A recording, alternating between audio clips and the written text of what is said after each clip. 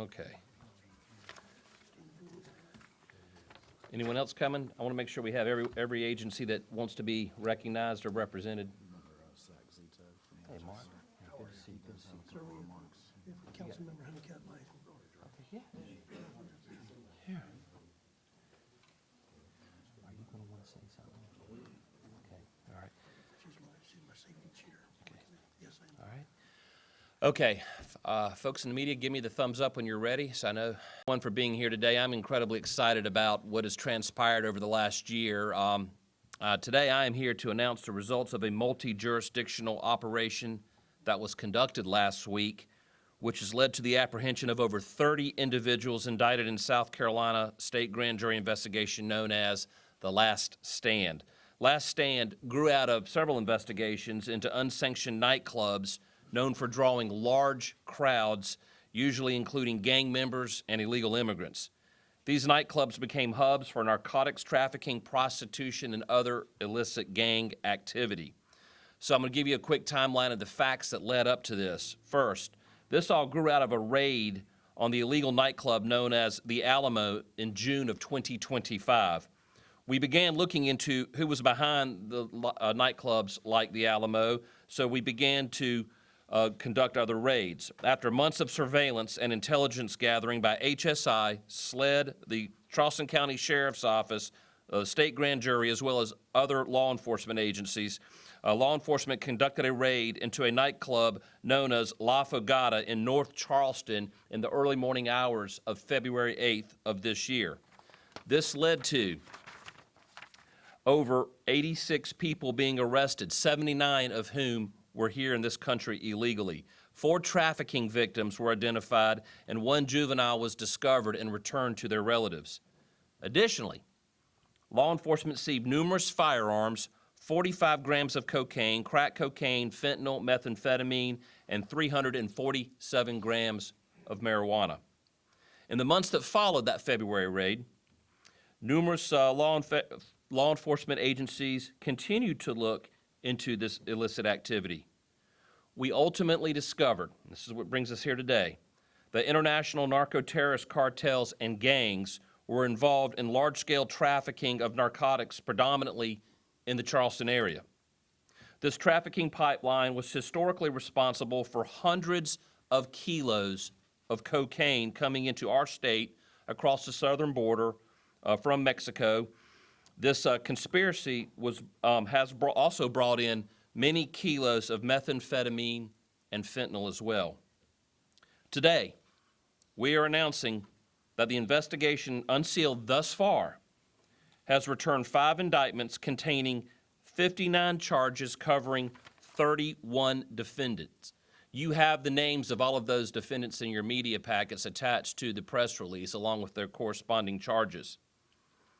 Homeland Security Investigations, SLED, the Charleston County Sheriff's Office, the Georgetown County Sheriff's Office, the Berkeley County Sheriff's Office, the Dorchester County Sheriff's Office, Somerville Police Department, the Department of Natural Resources, the Department of Corrections, Office of the Inspector General, and other federal, state, and local agencies conducted large-scale enforcement operations in South Carolina, as well as the states of Texas, Georgia, and Florida, to dismantle this large-scale drug trafficking organizations which were occurring here in South Carolina. So this is our law enforcement doing large-scale operations in other states to dismantle this large-scale drug trafficking pipeline here in South Carolina. A number of individuals involved in this investigation have associations with violent gangs such as Piru Bloods, 18th Street, Tren de Aragua, Rolling 20s Crips, as well as Mexican drug cartels such as Los Zetas and Jalisco New Generation Cartel. Both of these cartels have been designated as foreign terrorist organizations. Many of the charges include anything from large-scale drug trafficking of methamphetamine, cocaine, we have prostitution, we have possession with intent to distribute cocaine, as well as methamphetamine and numerous other types of drugs. You can find all of these enclosed in your packet. I've listed a large number of law enforcement agencies at the local, the state, and the federal level who are here with me today. Many of the leaders of these agencies are here, and if I omit your name, I apologize. I believe we have, let me go ahead and go off my list so I don't leave anyone out. I want to go ahead and recognize, first off, my left and my right hand in law enforcement, Chief Mark Keel with the State Law Enforcement Division, HSI, Special Agent in Charge Mark Zito, ASAC Rob Burgess. We have several county sheriffs from this region. We have Charleston County Sheriff Carl Ritchie, Berkeley County Sheriff Dwayne Lewis. We have Georgetown Sheriff Carter Weaver, Somerville Police Chief Doug Wright, Dorchester Sheriff Sam Richardson. I believe Deputy Chief Chris Hirsch is also here with the Somerville Police Department. I believe Director Anderson with the Department of Corrections. I think I have Chisholm Frampton or Michael Paul Thomas from the Department of Corrections, or Natural Resources are also here.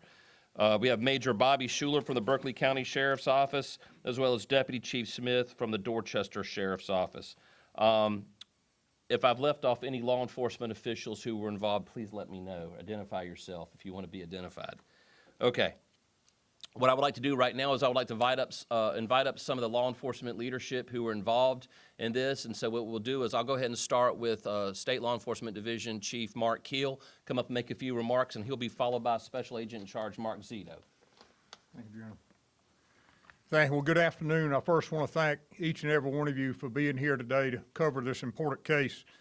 And I also want to thank our SLED agents, along with our local, state, and federal partners who have worked many months making this case.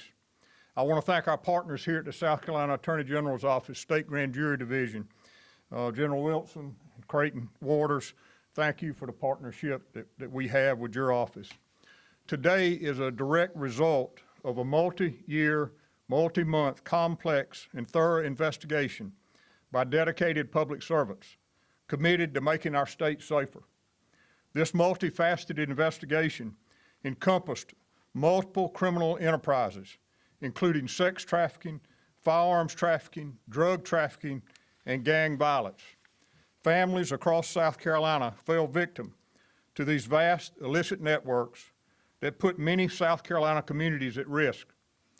To date, over 200 individuals have been arrested for crimes ranging from murder to large-scale drug and firearms trafficking and immigration violations. Several kilograms of narcotics, including cocaine, fentanyl, and methamphetamine, were seized, as well as dozens of firearms. Some of those firearms were automatic. During this investigation and multiple enforcement operations, individuals, as the General has said, with associations to Piru Bloods, 18th Street, Tren de Agua, Rolling 20s Crips, and multiple designated foreign terrorist organization Mexican cartels were targeted. Large-scale, complex criminal enterprise investigations involving narcotics, again, sex trafficking, firearms trafficking, and the violence that follows is the heart of this state grand jury investigation. The state grand jury investigation sought to identify everyone involved and hold them accountable for the activities of the criminal organization as a whole. SLED will continue to work with our federal, state, and local partners to combat these violent criminal enterprises, and we will work tirelessly to hold every offender accountable. Today, I want to make it clear, law enforcement and prosecutors in South Carolina stand united to rid our state, our communities of these dangerous criminals.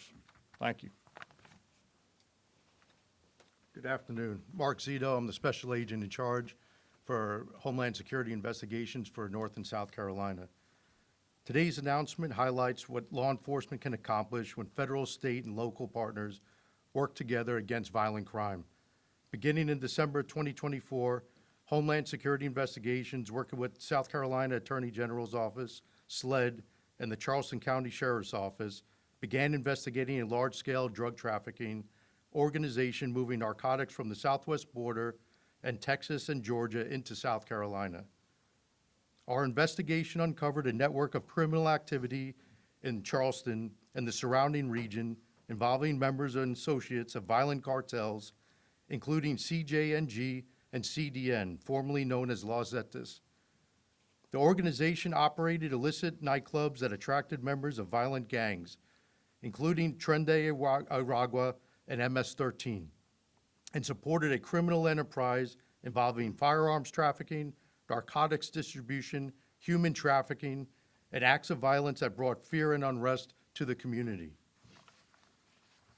HSI and SLED agents, in coordination with the South Carolina Attorney General's Office, secured state-level indictments against members of this organization. Last week, HSI assisted South Carolina law enforcement in serving those arrest warrants, resulted in many of the indicted individuals being located and arrested. Of those arrested, 6 are citizens of Mexico and unlawfully present in the United States. 2 are citizens of the Dominican Republic, lawful permanent residency. 1 citizen of Bulgaria, lawful permanent residency. 1 citizen of Honduras, and 1 citizen of Venezuela, both are unlawfully present in the United States. HSI supported this effort by bringing the resources, authorities, and reach of the federal government to help target transnational criminal networks behind the violence. This case is a designated Homeland Security Task Force initiative. Through strong partnership, HSI will continue to hunt down violent criminals operating in our communities and dismantle the organizations that threaten public safety wherever they operate. Thank you. Also, I meant to recognize Councilwoman Jenny Honeycutt for being here. Thank you for being here. Sheriff Ritchie. And I too will recognize Councilman Honeycutt. She's the chair of my Public Safety Committee, and thank you for your support. I am Carl Ritchie, Sheriff of Charleston County. Good afternoon, and thank you all for being here. When elected as sheriff of Charleston County, I made a pledge to work very closely with all my local, state, and federal law enforcement partners, and that commitment is stronger than ever and on display today. Today, I want to emphasize a simple but critical truth. Public safety depends on law enforcement agencies working together. The serious criminal activity investigated and thwarted in operations described in this afternoon's press conference confirmed those involved are a threat to all of us and cross city, state, and even national borders, and no single agency can face this alone.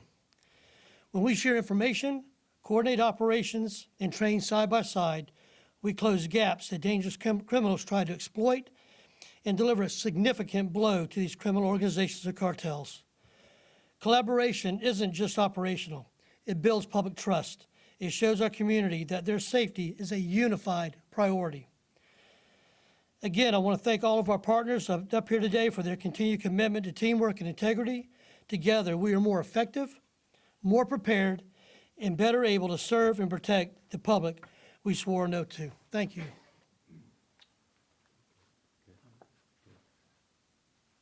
I also want to thank, and there's so many people I'm probably leaving out, but I can't leave out my team, the folks and the prosecutors and the investigators assisting in the state grand jury, led by Creighton Waters, many of you know. This would not have happened without their attention and their tireless work ethic, and I can't thank them enough. I also must state unequivocally that everyone that is listed in the press release as a defendant is presumed innocent unless and until proven guilty in a court of law. They enjoy that presumption of innocence, and I wanted to underscore that. But what I want to conclude by saying is this. There has been an avalanche of violent criminals engaged in violent conduct, participating with violent organizations that have poured into the state of South Carolina. But it's because that law enforcement at the local, at the state, and at the federal level have torn down the silos that once divided us and separated us. We're sharing information, we're communicating, we're collaborating, we're coordinating, and we are coming after you. If you are engaged in this type of illicit activity, you will be found, and you will be caught, and you will be prosecuted. But again, this could not happen without the countless men and women represented by many of the people up here representing these agencies who made this a reality. And my deep appreciation and thanks goes out to all of them, as well as to my staff who's standing up here with me today and behind the camera line. At this time, I want to, before I invite you to ask questions, I want to let you know that this is an ongoing investigation. We are limited to what questions we can answer, but we're happy to entertain those questions at this time. Do you believe that there's a possibility that more people are involved in this pipeline? And if so, signs that point towards that? It's an ongoing investigation for a reason. Good question, but I think the fact that it's ongoing kind of answers that. Any other? All right. Well, I want to thank everyone for being here today. Thank you to our friends in the media for covering this. We appreciate you talking about it. It's important that people of South Carolina know that their law enforcement is out there working for them. I want to thank the federal law enforcement leaders, the state law enforcement leaders, our elected county sheriffs, and our partners from across South Carolina for helping us do this. We appreciate them very much, and this concludes this press conference at this time. Thank you very much.